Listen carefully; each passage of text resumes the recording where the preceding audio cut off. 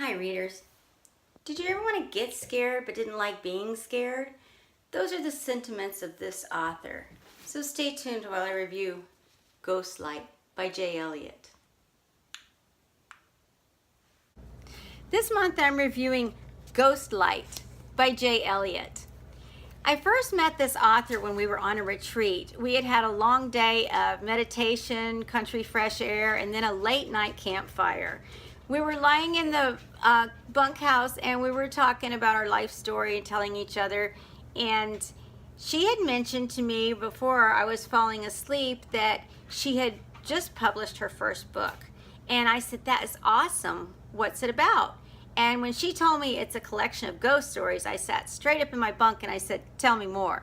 So she told me about Ghost Lite, but not giving away any of the details because she knew I was going to run out and buy the book myself.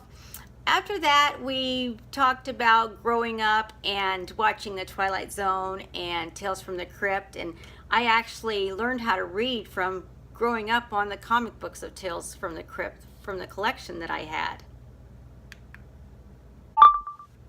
Just like our conversations that night, Elliott describes her book as being able to get a little bit of a scary tingle, but still get a good night's sleep. When I read Ghost Lite, I was not disappointed.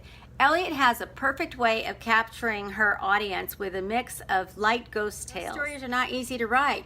You need to engage the reader into the suspense while tickling their fears at the same time, and Elliott just nailed this right on the head, or should I say coffin.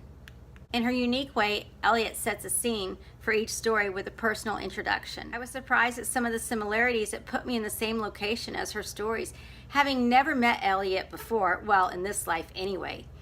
For example, one of the stories is about a stretch of highway called I-4 near Orlando, which used to be one of my haunts, pun intended. And she also mentions a corn maze in Palatka, which is very close to Hastings, Florida, where I call home now. Most impressive was her ability to transition from today's teenager lingo to a story that was 1904 and used their dialect.